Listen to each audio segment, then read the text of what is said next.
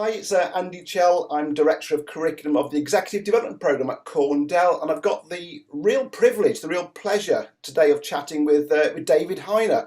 And we're going to be speaking about goal setting. Goal setting, what a great subject that is. Now, it's an area that we speak about in our Level 7 Executive Development Programme. It's something that our learners talk about, they learn about, but because this is a master's level qualification, it's a level 7 at the end of the day. They've got to challenge theories. We need them to critique the theories. Now, when Dave and I first spoke, which is probably about, crikey, 3 or 4 years ago now, probably, one of the first things that Dave told me was that smart goals don't work. And, Yeah. and once I'd picked myself up off the floor, because it's something we always do, crikey, it was challenging that accepted practice. So this is going to be a fascinating discussion, I think. But as a brief introduction, Dave, I say we've known each other for a few years now, and Yeah. it's no exaggeration to say that you changed my way of thinking. Certainly when it comes to goal setting, you really did. I know you as a researcher. I know you as an author, a celebrated author, Amazon #1 best-selling author, speaker. We met. I think we probably first met at the Professional Speaking Association. We both went. Yeah. Fundraiser, £750,000 or so far. Yeah. Loving husband, of course, and most importantly, cherished dad as well. But before we get speaking about goals and how you did change my thinking, just give us a bit of a potted history of your career today, can you please? Where you're up to, how you got to this stage of talking about goal setting. Happily, Andy, and thank you very much for the privilege of doing this session with you. I am sadly a failed high school student. I got average grades at best, and partly because I was immature, partly because I was too scared to have a go at stuff in case I failed. And I'll be honest, immaturity stopped me from stepping up when I was younger. I'm quite in awe of young people today, their level of maturity compared to mine back then. So I left school, and throughout my teenage years and 20s, I kind of plodded, believing that I was average at best, and just accepting it. I say that.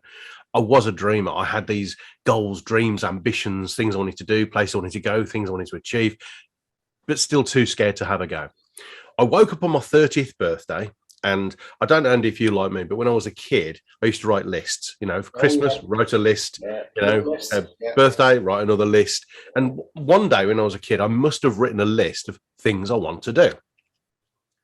And on my 30th birthday, or very close to it, I actually came across this list, and I looked at it, and I became ashamed because I hadn't achieved a single one of them, and nearly all of them were still relative to me. I wanted them.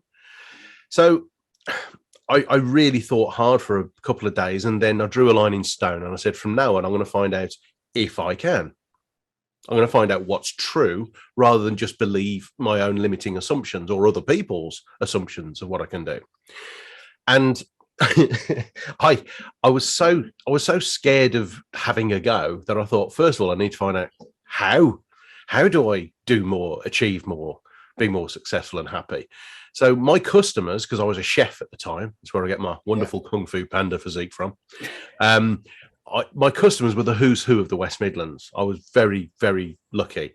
And I started interviewing them after we chatted about their events, because they were friends. And what they were telling me about how they thought, how they behaved, was totally different to anything I'd ever read, learnt on a training course, or believed to be true myself, or had been told.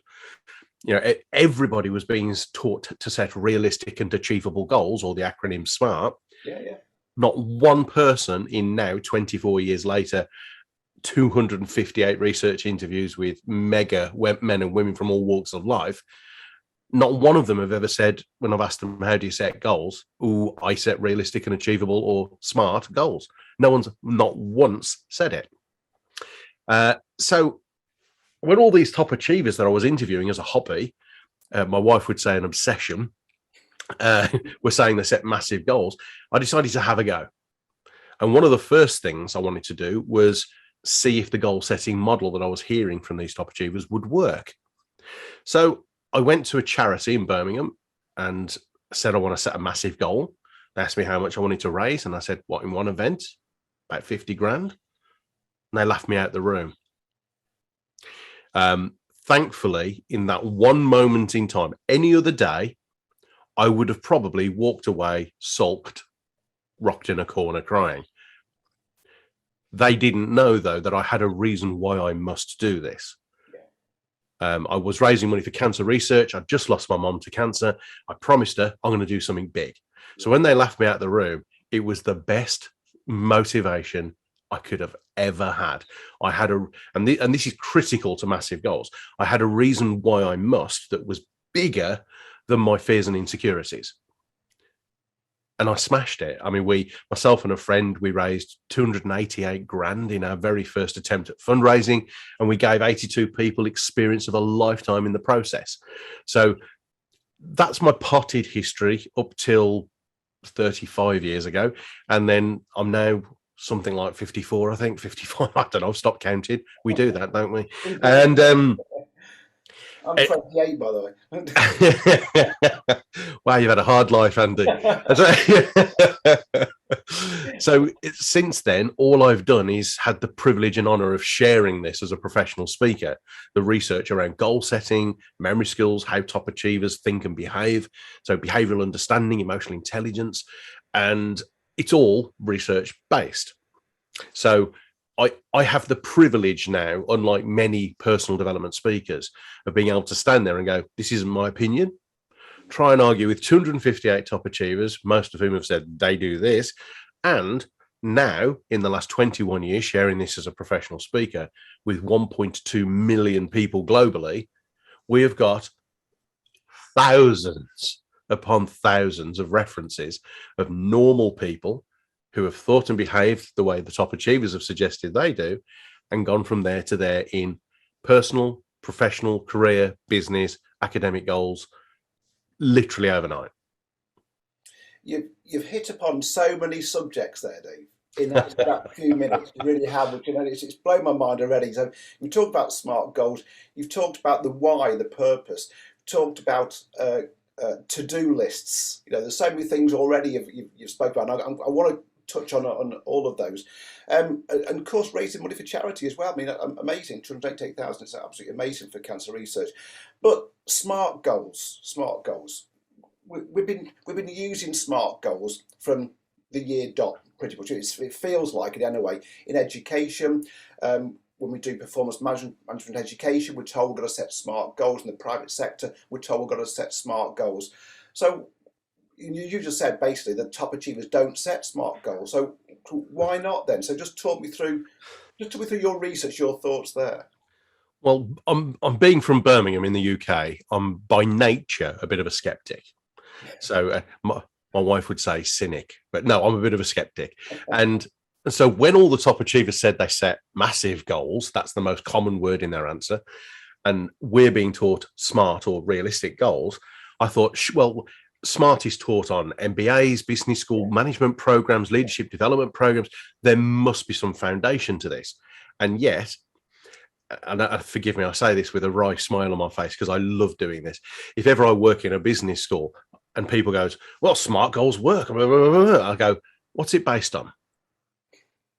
And there's this tumbleweed, because the very few people who have actually bothered to check assume that it was started by a guy called Peter Drucker, a business entrepreneur, personal development guru. For breakfast. Yeah. Now, he quotes SMART goals, but he was not the creator of it.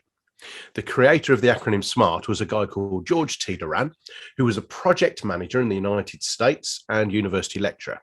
He worked on multi-billion-dollar water utility projects. They say the most common quote found is, your goal should be SMART. I've never once read, seen, or heard anything of George T. Duran saying that. That's interesting. What I hear him say or allude to frequently is that if you're working on really big projects, the steps to your goal should be SMART. And that is different. Yeah. That reinforces totally what my research has proven, that top achievers set, to quote Tim Watts, founder of Per Temps Recruitment, big, fat, hairy goals, and they break them down into realistic and achievable steps until every single step that will take them to the massive goal is both realistic and achievable or smart. Those big fat hairy goals. So a few people say that. I mean, you and I both know Dr. Andy Coe, part of Brilliance, and he sort of hugs, doesn't he? Huge, unbelievably great goals, and I get that. So this concept of great goals, this massive goals, then. So just talk me through what that actually means, because that might scare some people. I love the fact that you mentioned Andy Cope there, a dear friend of mine who became a best-selling author on the back of using our massive goal process. So that's where he gets hugs from. So the actual, sorry, just to clarify, so you want the actual process of massive goal setting? Yeah. What does that actually mean? Okay. Because we are looking to change people's mindsets here from setting goals which are specific, measurable, achievable, realistic. I mean, that word achievable, to start with, is just a bit there. So now to go from achievable to massive, that for some people that could be quite a step change, and that could be quite scary. And this is very important, that some people say, "Oh, you're just preaching a materialistic, capitalist mentality." Actually, no, because every single person's goal is a measurement by their own perception. Yeah. So what might be a massive goal to me might for you seem realistic and achievable, and vice versa. Yeah. So if someone says to me, my massive goal is just to be the best mom or dad I can be, I go, fantastic. If someone says I want to be a billionaire, I go, fantastic. To me, when I first started writing a book, let alone one that became a subject number 1 on Amazon, was after being told by an English teacher, you're never going to write a book, Hyner, shut up. The thought was like impossible, let alone unrealistic goal. And yet now, 30 books later, 5 of them Amazon subject number 1s, to me, writing a book is realistic and achievable. Yeah. So all we need is, first of all, for ourselves to determine what a massive goal is. This can be personal, professional, career, business related, academic related, any part of your life. I normally suggest that people set a personal goal first, because if they achieve something massive personally, then they will be motivated to take it into their workplace or business. If people, once they see how simple the model is, some people are hesitant to take it into their workplace or business because they mistake the simple as simplistic. That's interesting. Yeah. And so every goal must be relative to us as an individual. Our massive is different to somebody else's. So once you've got what the massive goal is, most, not all of the top achievers have a very clear reasoning or rationale of what their why is, their purpose, their cause, their raison d'etre, their reason to do the goal. Too many people mistake a purpose with a goal. A goal is the what, and the purpose is the reason why you're doing it. And those with a reason why typically massively out-achieve those with only a what. So they go about determining why they want or must achieve this goal. And again, I refer back to my earlier statements. If you've got a why that is bigger than your fears and insecurity, you become unstoppable. Unstoppable. You do, and I guess that comes back to what you were talking about raising money for charity. And it's great to say, I want to raise £50,000 for charity, but that's not really going to drive you forward, is it really? And I remember hearing you talk about people who train in the rain, for example. Top athletes that train in the rain. It's so easy to go to the pub with your mates. It's a bit rainy, it's a bit cold, but that's what sets people apart, isn't it?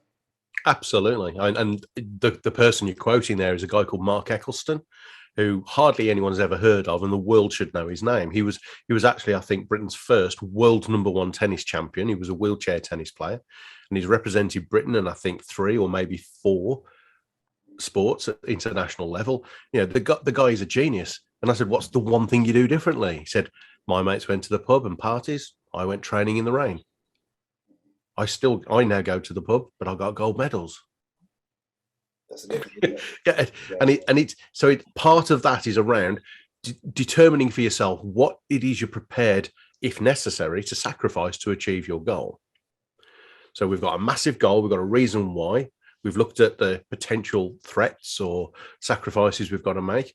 You then brainstorm what it is you might need to do or have to do if you're going to achieve the goal.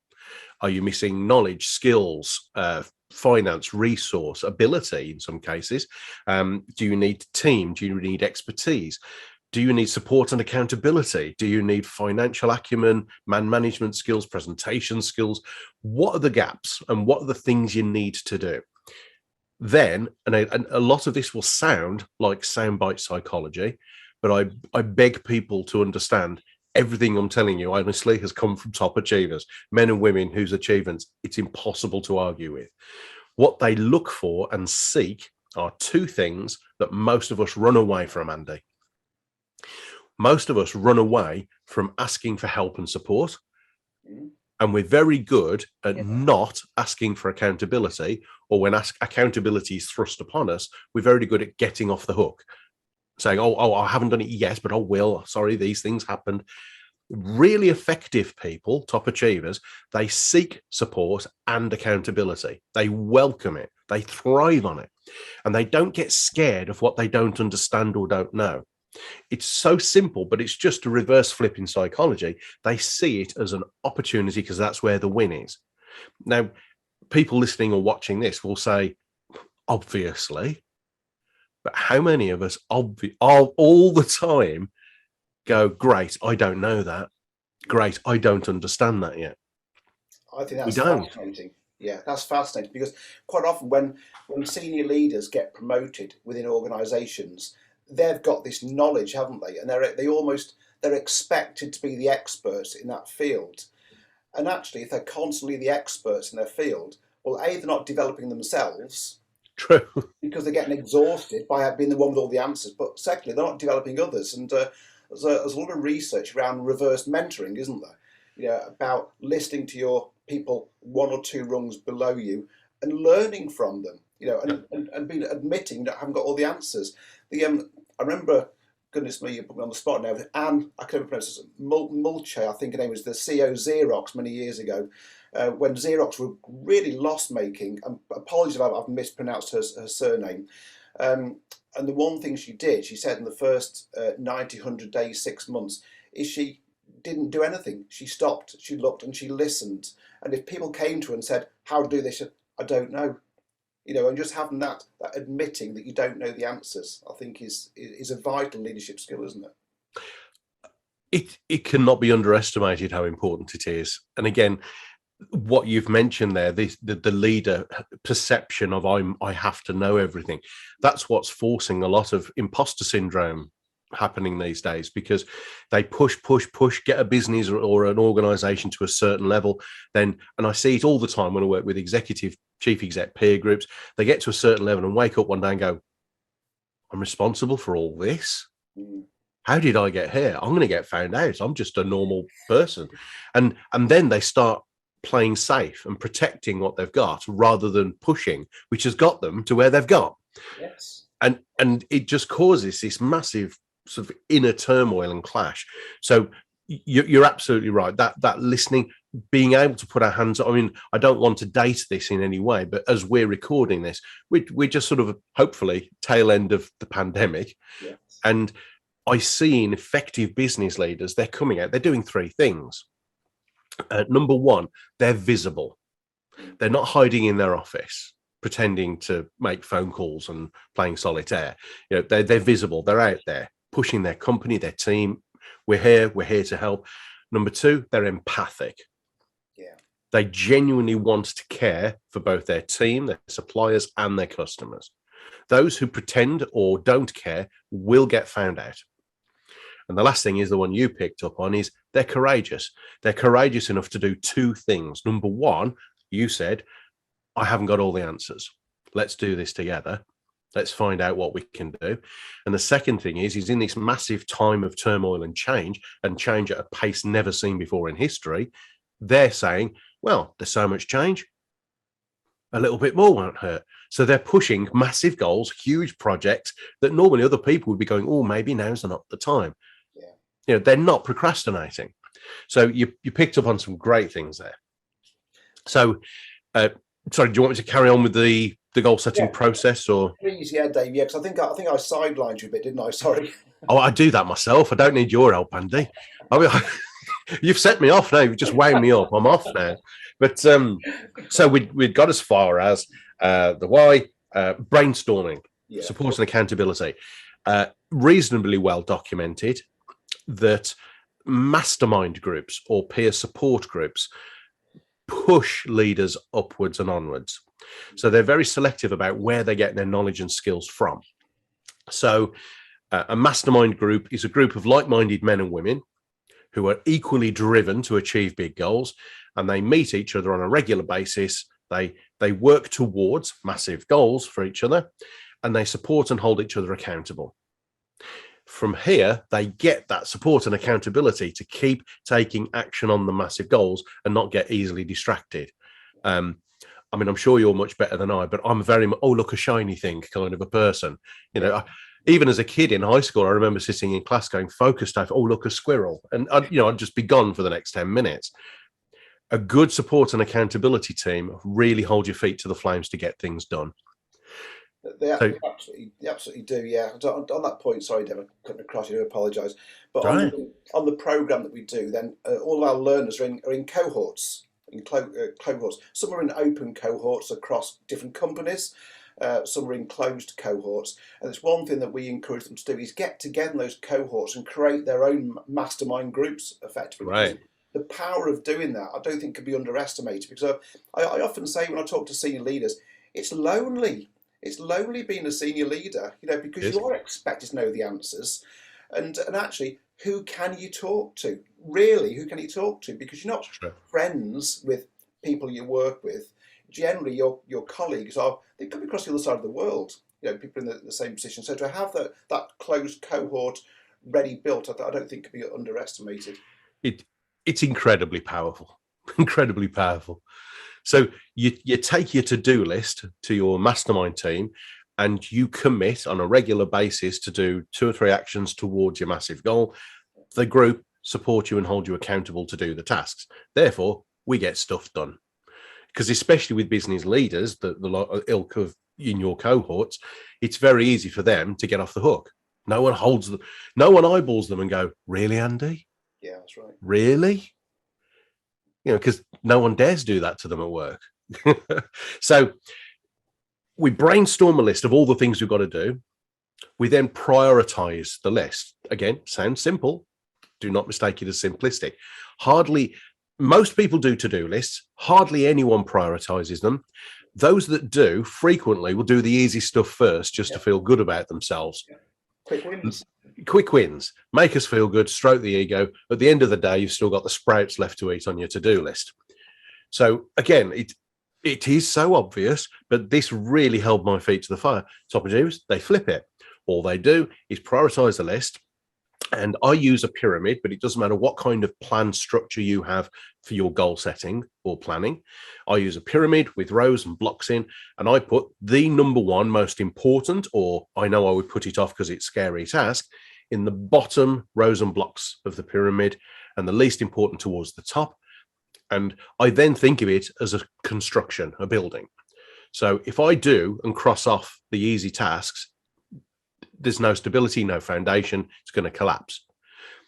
So whilst our time, energy, resource, and let's be honest, level of motivation is at its greatest at the beginning of a project or massive goal, you absolutely give every ounce of time, energy, and resource you've got to doing the hard things first at the bottom of the pyramid.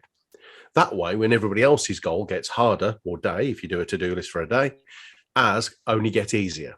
And in fact, the momentum builds. And this sounds a bit cliche, and I cannot demonstrate any research that backs this up other than thousands of people saying, you're right, Dave, this happens. And momentum is things almost start crossing themselves off. Yeah. And I'm not saying it's not hard work. It's still a massive amount of work to set and achieve a big goal.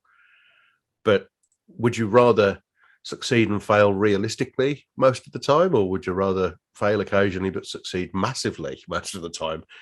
I know I spent 30 years being average at best, and the last 24 succeeding and failing occasionally massively, and I know which I prefer. I think you've hit the nail on the head. It's that latter which is more satisfying, isn't it? Really, because Yeah. I think to-do lists. I think you're right. I mean, they take on a life of their own, don't they? Yes. And everybody starts the day with the best intention. Doesn't matter if your to-do list is daily, weekly. It doesn't really matter what it is. And I think it's human nature to look through it and thinking, I like that one. I'll do that one next. It's And true. I like that one. Because you say, you can tick off some nice ones, but actually you're not going to get that massive goal, are you really? In fact, if I can show you, I'm just quite proud of it. We just had these printed, right? Instead of workbooks, it's like an environmentally friendly thing. So in this pyramid here, you put the most important tasks in the bottom blocks of your pyramid, least important up here towards the top. You take action crossing off the bottom rows and blocks first. But if anyone watching this is afraid to have a go at a massive goal for whatever reason, please try and prove this wrong. What I'd ask you to do is do a goal setting pyramid just for your daily or weekly to-do list, because we've had 4 large organizations, 2 business, 2 academic over the years, test and measure its impact. The average increase in productivity is 26.5%. Wow. Crikey, that's equivalent to getting more than a day a week back. Well, that's big money in business. That's big money. It is huge numbers. Yeah, and how many senior leaders wouldn't want, say a day and a half a week back in their time? Yeah, we had. there's a company up north in Blackburn called Hakim Group. They're an optical franchise. You won't know the name Hakim Group, but they get independent opticians to buy into the franchise. They get their name on the front of the door still, and all the Hakim Group infrastructure is behind the door.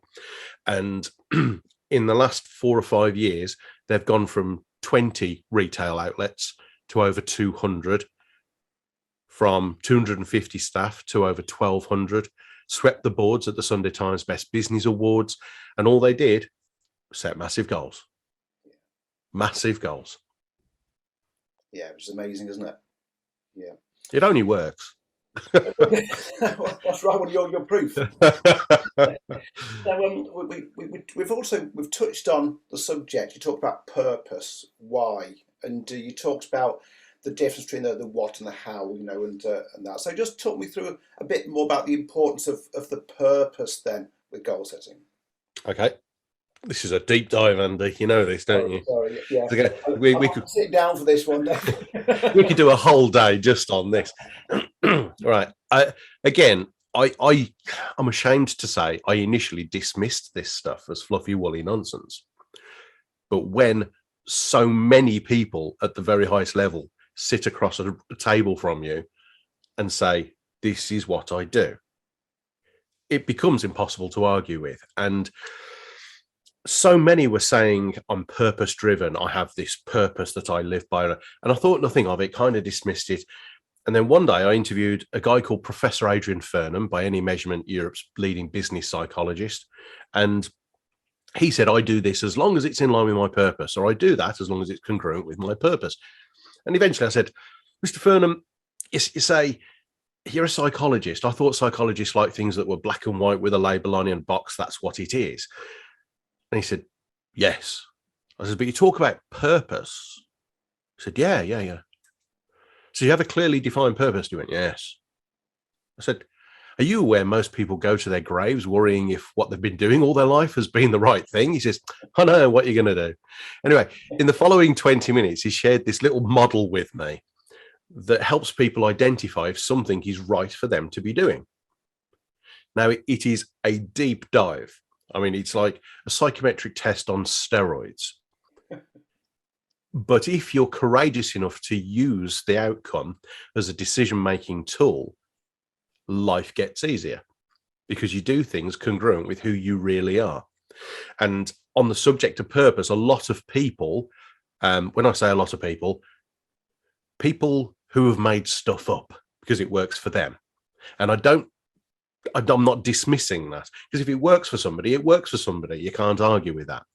But when people put forward a theory without it being based on anything at all other than their own effectiveness, I am a little challenged. So what I see in the top achievers, reinforced by Furnham's model, is that most people, sadly, mistake a purpose as living in sync with your core values.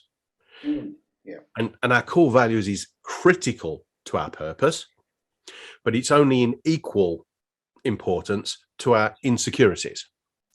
You see, who we really are, you and I know you haven't got any insecurities whatsoever, Andy. No, I've got loads of them. I've got a whole list, mate. And but all of us are two things. We are our values and our weaknesses, our insecurities. And if we make major decisions without taking both into account, our insecurities are always going to crop up, or our core values will be compromised. How many people have we ever met? I bet some people watching this will go, me. They go and take a job in a new team, in a new organization or company, because the job's good, they think they can do it, and there's a higher hike in pay, and the conditions are good because you get free gym membership and a pension. Within 3 weeks, you realize everyone in the team wears black and you like bright colors. You like the window open, they have it shut. They're quiet, you're loud. And all of a sudden, there's just this mismatch. Either your insecurities are having a stick poked at them, or your core values are being trodden on. You've got an autocratic leader and you don't like autocrats, and all of a sudden things go pear-shaped. Yeah. If you know who you are, your values and your insecurities, and this is a challenging statement, and Furnham suggests you do things where most, if not all, of your values will be met and your insecurities will be satisfied. And I said, so you give in to your weaknesses? He went, yes, because it's who you are.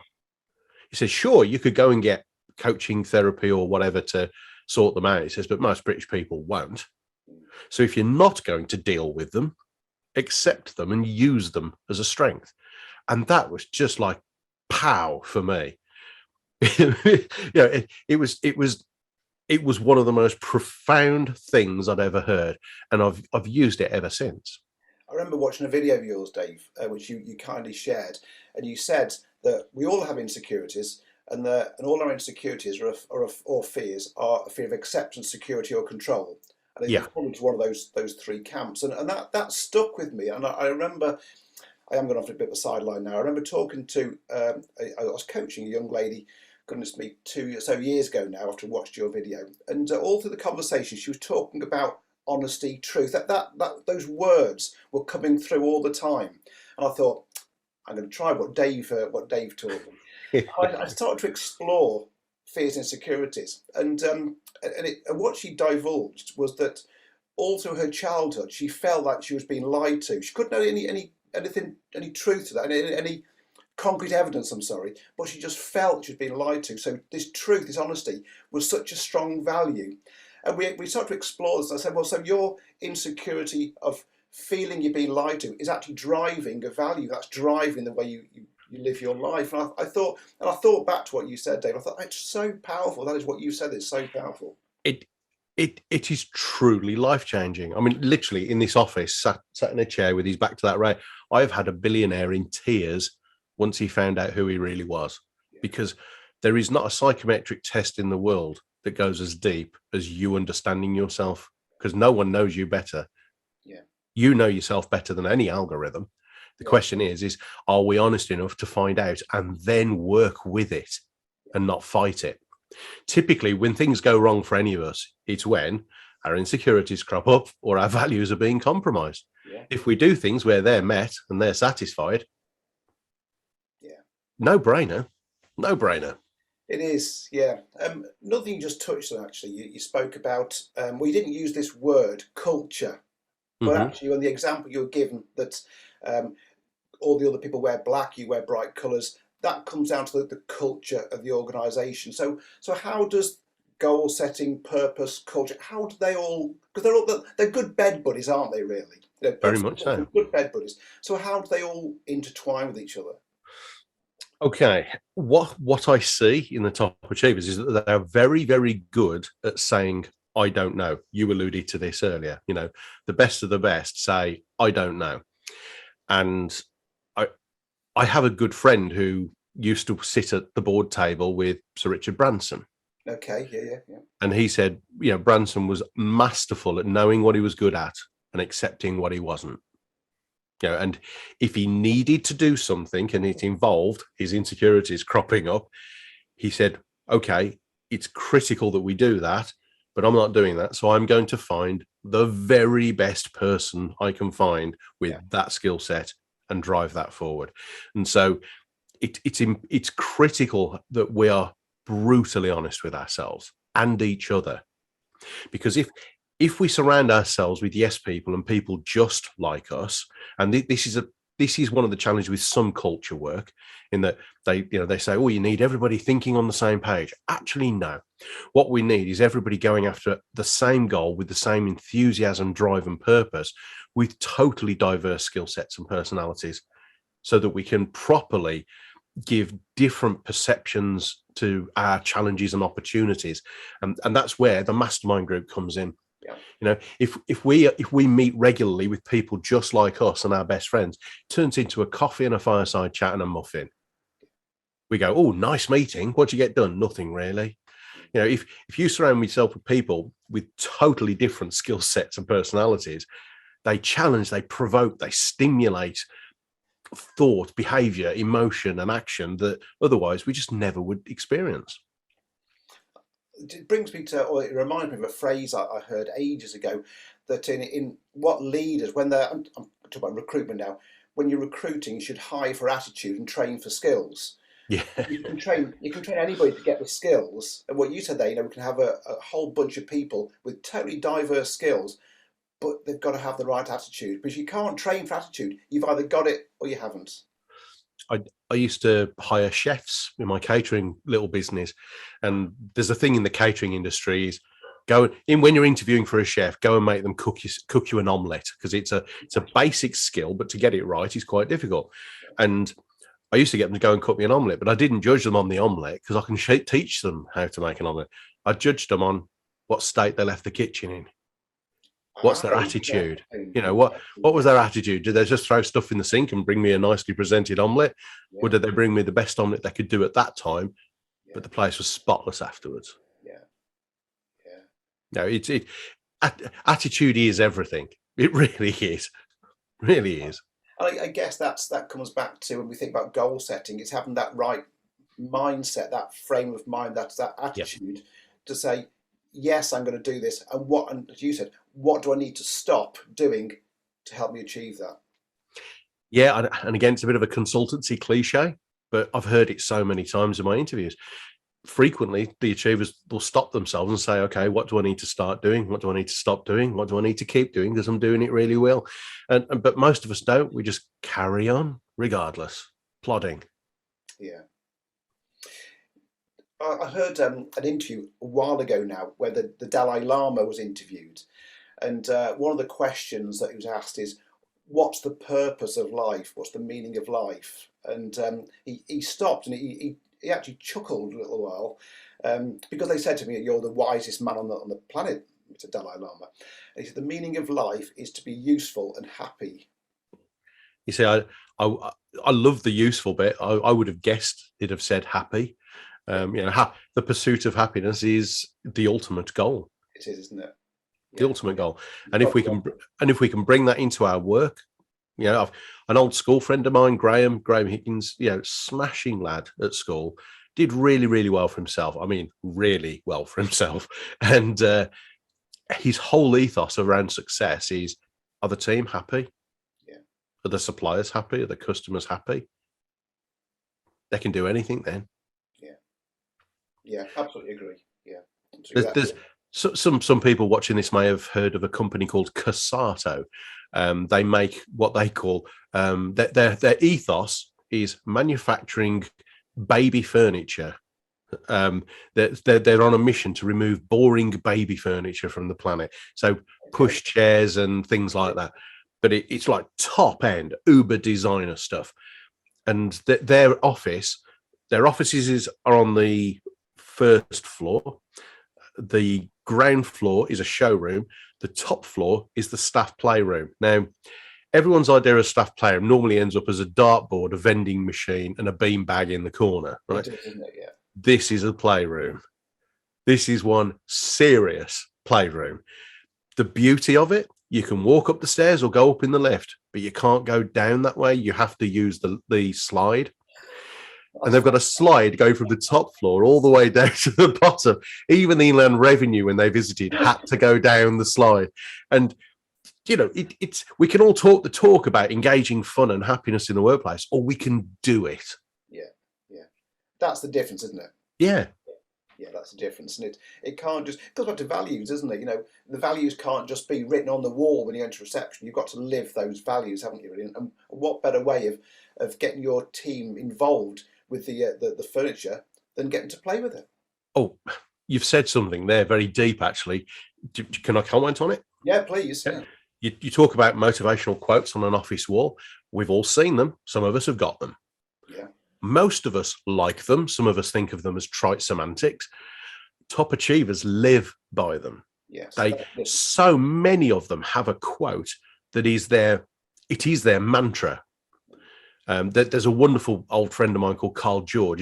He was a former top 10 accountant in Birmingham, top 10 at martial arts, top 10. Everything in life he set out to do was, I want to be in the top 10.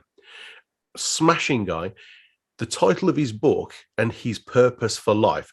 And they imagine the pressure to live your life by this quote.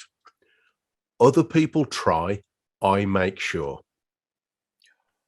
Wow, that's powerful, isn't it? Now, that's a nice little poster on the office wall by itself, but to live by it. And that's the difference between most of them and most of us. We go, that's nice. They go, I'm using it. I do it. And that's the difference.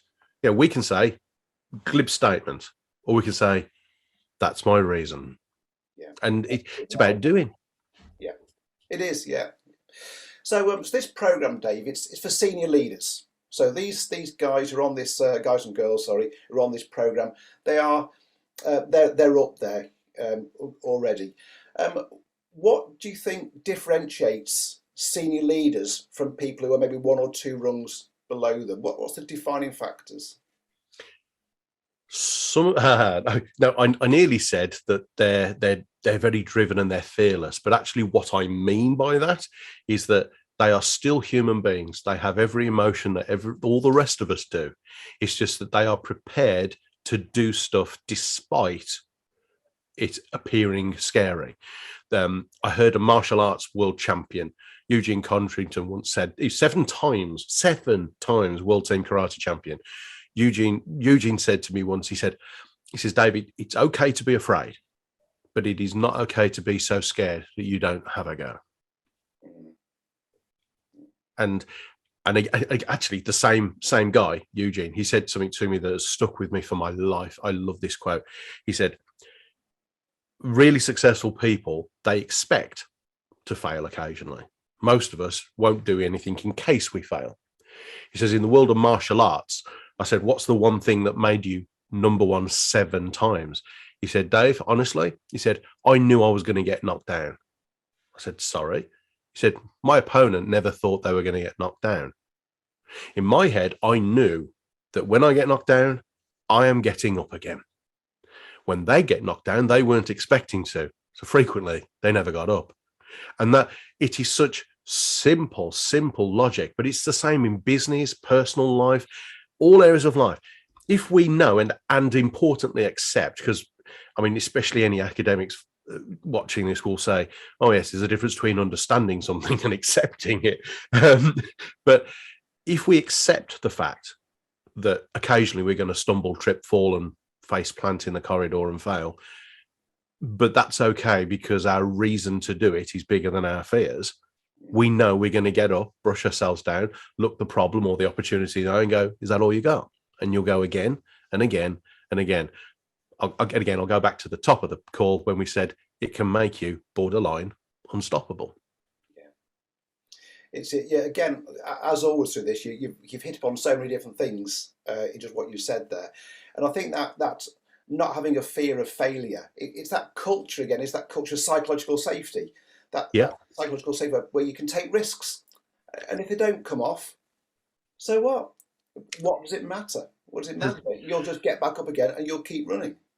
There's a lot of cliches around the world of engineering, science, invention, and design around, oh, you got to fail 10,000 times before you discover that one bit of genius. Well, it's actually true. I mean, I could name names in the world of invention, design, and engineering who I've interviewed who've said, Dave, I failed thousands of times. And the beauty is they go, I don't understand why people are afraid of failure. They actually go, literally, great. One more way of that not working. I'm closer to finding the way it does. And it just sounds so simple, but everything I've learned from top achievers is simple. Yeah. They are no better than us. All they do is think and behave differently. That's it. I think I saw an interview with Jeff Bezos at Amazon. It was a similar sort of thing, fail fast and often. That's what he said. I like that. Yeah. But it's right, isn't it? Really. Yeah. I don't know if this is right, by the way, but it could, just because it's third hand. But apparently, when Amazon launched their mobile phone, which was an unmitigated disaster because it's a crowded market, they rather than persevering, they culled it immediately, and then turned it into Amazon Alexa.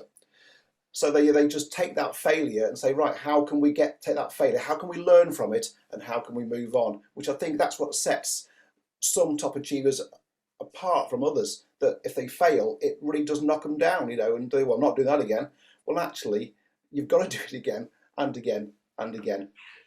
And again, this is in danger of sounding trite.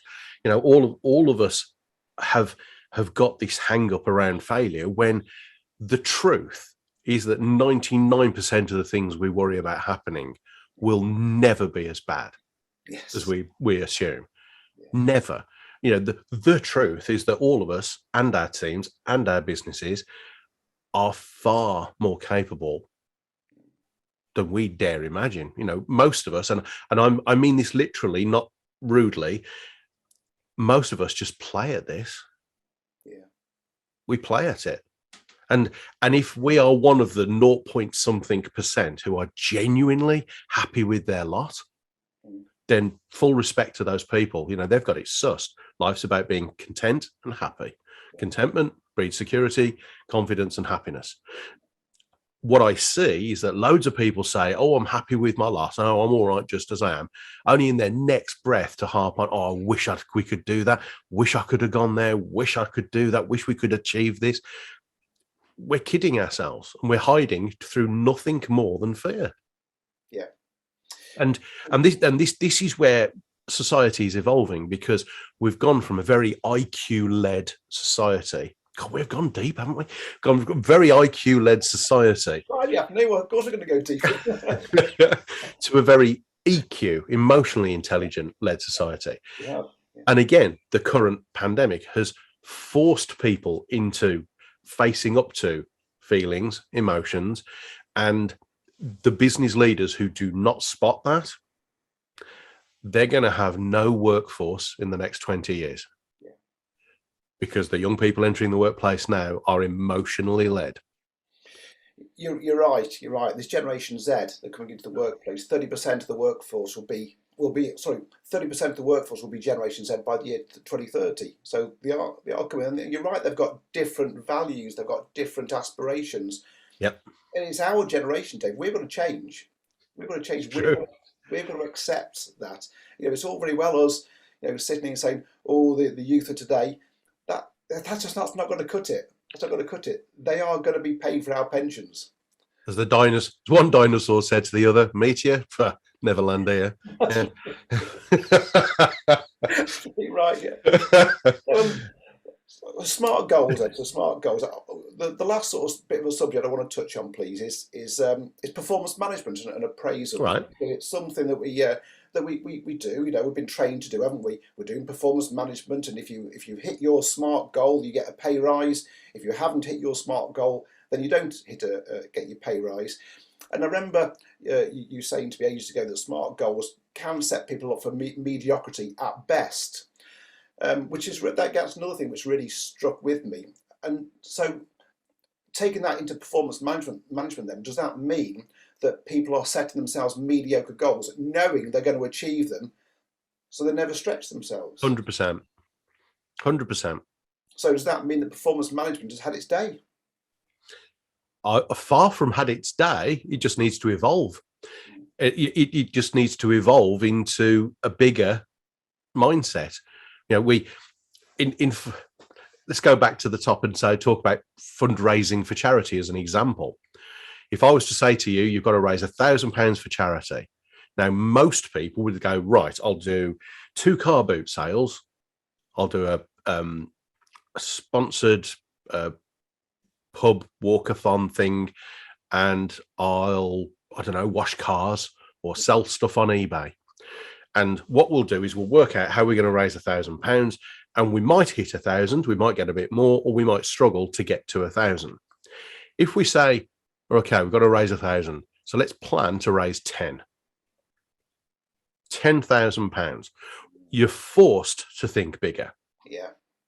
And what's that ridiculous quote about, if you shoot for the moon, you'll end up amongst the stars, right? Yeah. But actually, the truth is that if you plan to achieve 10 when the goal was 1, you might not get 10. You might beat 10. You might get 10, but you'll smash 1. Because instead of doing a car boot, you'll organise the car boot and get £5 or £10 a car plus your own car that's there. Instead of doing a sponsored walk, you'll organise a sponsored walk and get 100 people to raise £100 each. It is just a totally different mindset. So, and again, I have no data to back this next sentence up, but what I see and hear consistently is true, that if you sit down and they understand the goal and they understand why they need to achieve it and they know how to do it, typically people will set bigger goals than any manager would set them. I think that's really right, because I think that links in nicely with a lot of things we spoke about, because I believe, this is the world according to Andy, Dave, I believe that all team members want to do, they want to believe that their contribution is making a difference to the purpose of the organisation. Yes. And if they believe that, then the organisation will become unstoppable. 100%. You won't need targets, you won't need any of that, because they'll set their own targets, set their own goals. The silo mentality in very large organizations and corporates in particular, it's about control, and it limits impact and effectiveness. As soon as people understand the impact it has on every part of the business, the supply chain, the customer, what they do with the product or service, and they understand, as I said, what to do, how to do it, and why they need to do it, people become unstoppable. Yeah.